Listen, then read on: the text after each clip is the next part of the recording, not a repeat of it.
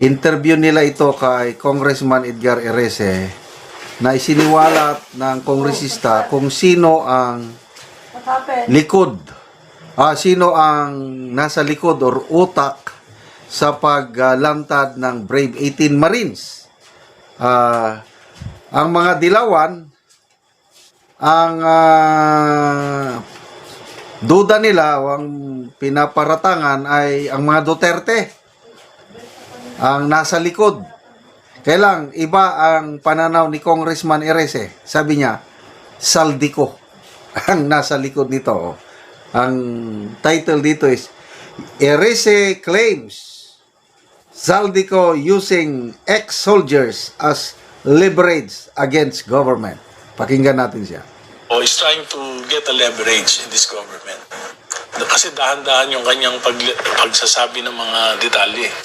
So, parang message, pagka diniin nyo ako, ay lalabas ko lahat to. At alam naman natin na si Congressman Saldico ay kanang kamay ni Speaker Martin Romualdez. So parang, pabayaan nyo ako dito, tahimik ako dito sa Portugal, pagka ako extradite nyo, ilalabas ko lahat to. So parang this is a clear message to the government na don't touch me or else mukhang na-compromise na rin si Senator Ping Lacson, hindi na nag-iimbestiga yung Senator Rino. Sabi niya, tawag mo, malalaman mo doon kung totoo hindi sinasabi. Ang galing-galing mag-interrogate ni Senator Lacson Congressman Saldico is trying to get leverage in this government. Kasi dahan-dahan yung kanyang pagsasabi ng mga detalye. So, parang message, pagka diniin nyo ako, ay lalabas ko lahat to. At alam naman natin na si Congressman Saldico ay kanang kamay ni Speaker Martin Romualdez. So parang, pabayaan nyo ako dito, tahimik ako dito sa Portugal, pagka ako extradite nyo, ilalabas ko lahat to. So parang this is a clear message to the government na don't touch me or else mukhang na-compromise na rin si Senator Ping Lacson, hindi na nag-iimbestiga yung Senator Rino. Sabi niya, tawag mo, malalaman mo doon kung totoo hindi sinasabi. Ang galing-galing mag-interrogate ni Senator Lacson Is found in your Congressman Saldi.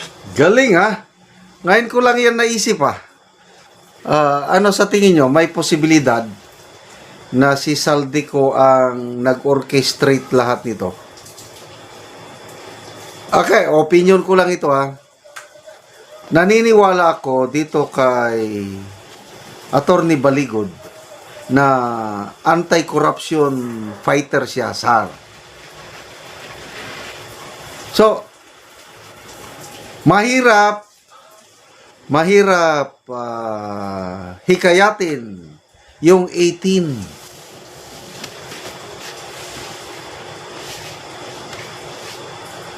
Kailan kung mismo si Saldico ang nasa likod nito, ay madali.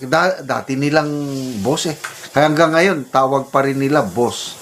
May nagtrabaho, sabi ni Atty. Baligod yung pinakamatagal 9 years na nagtrabaho kay Saldico. Matagal yon. May iba, 7 years, 5 years, 3 years, 2 years. Ganon. Yung Brave 18 na yan. So, kung ako yung tatanungin, may posibilidad, although not sure, di natin alam. Ito, opinion lang ito ni Congressman Erese na ako sumasang-ayon nga posible ginagamit ni Saldico itong mga Brave 18 Marines para warningan ang gobyerno. Marami pa akong balang ilalabas sa'yo. Lalo na ngayon, nagsalita ang Brave 18 Marines. Kung biglang mag-video ulit si Saldico, sabi niya, lahat ng sinasabi ng 18 Marines, totoo yan. Di, patay sila. So, kaya ngayon, tahimik na si sino bang si Secretary John Vic Rimulya. Siya ang palaging nagsasalita noon tungkol kay Saldico na nasaan na siya, anong ginagawa. Palaging nagpre-press ko niyan. Ngayon, bigla silang tumahimik. As in, wala na. si Pangulong Marcos, nung in-interview siya, nung nasa New York siya, nagkautal-utal sa pagsagot na, hindi, mahirapan tayong makuha si Saldico dahil we need the cooperation of Portugal. Ganon. So, ano na talaga, sariling observation ko lang ito. Lumalabas na nagiging inutil na ang administrasyong ito sa pagpauwi o pag-extradite, pagpakulong kay Saldico. Wala na.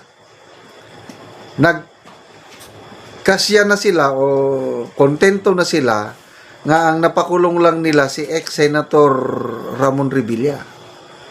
Yun lang. Wala na iba. Maliban lang kay Sara Diskaya at iba pang mga maliliit na isda, taga DPWH. Yun lang. Kaya grabing ano nitong Saldico. Kanina nag-trial na doon sa Sandigan Bayan, napanood ko yung balita na itong si ex-DPWH Yusek Bernardo nagtistigo doon. Sinasabi niya na nakatanggap siya ng suhol galing kay Saldico sa mga maanumalyang flood control projects. Kaya talagang isa sa mga utak si Saldico. So clear about that. No question about that.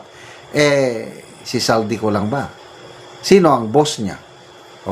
Sabi ni Congressman Erese, ang boss ni Saldico, si Martin Romualdez. Sino naman ang boss ni Martin Romualdez? Di yung diniliberan ng malita. So, salamat Congressman Edgar Erese sa iyong, magbasa lang ako ng few comments. Sobrang napahiya itong si Congressman Adjong ng Lanao del Sur dito sa batikang kongresistang taga Caloocan. Talagang kapalmoks. Budol-budol kayo. Itong anti-political dynasty bill na ipapasa nyo is you are institutionalizing yung magkakamag-anak na pwede sila na lang mangulo sa bayang ito. Wow. Ito, pakinggan natin Ito po, hindi to anti-political dynasty law. Ito po ay isang budol. Budol. Budol. Mr. Speaker, allow me to go further. Because this is no longer just about legislative inconsistency. This is about sincerity. If this House passes a bill that effectively protects political dynasties, then what message that send? It sends a message that the President's commitment to political reform ay hindi totoo. That his promise to prevent repetition of trillion peso corruption, particularly in sectors like flood control, ay hindi seryoso. That instead of real reforms, what we are seeing is appeasement, delay, at pagpapalipas ng galit ng taong bayan. Marami na po nagrarally against anti-political dynasty. Let us not deceive ourselves. When you file a weak law, when you pass a diluted version, when you allow contradiction between the House and the Senate, you are not solving the problem. You are buying time until people get tired, people forget, and accountability disappears. And that is the danger. Because corruption thrives not only in secrecy, but in delay, distraction, and deception. Mr. Speaker, ulitin ko po, bilang pagbabakas, ulitin ko lang po, mabuti. Kung may papasa natin yung batas na ito, ay kung ako po ay tatakbong governor at nanalo, makakaupo ako. Sana manalo ka. Kung manalo po. Hypothetical question. Kung ako po ay tumakbong governor, nanalo ako, makakaupo ako. Yan, isa. Tama po, pwede. Yes, kung manalo po kayo. Kung yung anak ko ay tumakbo na congressman sa 1st District at nanalo po, makakaupo din po. Yes po, kung manalo. Pwede po. Kung Dalawa. manalo po. Dalawa na kami. Yung isa ko pong anak, dalawa lang po yung anak ko. Tumakbo naman sa District 2 ng Caloocan at nanalo. Makakaupo din po. Kung manalo po siya. Manalo po. Yes, tatlo. Manalo po Tatlo siya. na kami. Yung asawa ko po na hindi nakikialam sa politika dahil sa batas na may papasahan na ito, nagka-interest na. Biglang tumakbo na senador. Pwede pa rin manalo at makaupo. Naku, ang laki ng gastos nyo. Manong Geres, Bali po. Manong Ekay, ha? Pero pwede po. Kung manalo po siya. Yung Ayan, pamangkin apat. ko po at tumakbo ng vice mayor Pamangkin. ng Caloocan, nanalo. Pwede pa rin po makaupo. Kung manalo po siya, Lima. that is not your plan, ha? Hindi nga po. Medyo malaki ang gagastos. Na-encourage po ako sa batas nyo eh. So paano kala nyo? Pwede. 5. Kung mananalo po, kasi ang taong bayan po ang Kaya magde-decide. nga po, Mrs. Speaker, Your alam Honor. ko nga lang po kung pwede. Pwede po. Tama Pwede. po, kung siya po yung pinoto ng ating taong bayan, sila po yung may kapangyarihan. So tama po, mananalo po. Kung At binoto yung ng tao. sister-in-law ko po, Sister-in-law. yung mayor, at nanalo, pwede pa rin makaupo. Anim. Pag nanalo po at binoto siya ng taong bayan, mauupo po talaga siya. So, ito po ay hindi po anti-political dynasty. Correct. It will institutionalize political dynasty. Correct. At palagay ko po, baka tayo nag-Pinoy henyo tayo. Pwede ka ng pwede. Ay, grabe itong mga mambabatas natin, ano? Poros ang tinitignan nila, sarili nila. Kami. Walay sa inyo, kami lahat. But anyway, hindi na nila malulokon tayo. Salamat po, Congressman Edgar Erese. Kung maipasaman nilang batas na yan, so be it. Basta, importante panalo tayo ng isang presidente na matino, may tapang at malasakit. Hindi magsisilbi ang mga kawatan. Well, hindi naman masama ang political dynasty. Depende sa pamamalakad. Example, Duterte. Taga Mindanao ako. Kitang-kita ko ang pag-asenso ng Davao dahil sa political dynasty ng mga Duterte. Why not? Tuloy. Ganyan yan eh. May mga political families na maganda ang pagsiservisyo. Why not? Ano pa ba ang mga magandang pamamalakad? Wala na kung ano. Kailang kung kagaya nito, Marcos, wag na. Never Marcos except kay Manang Aimee.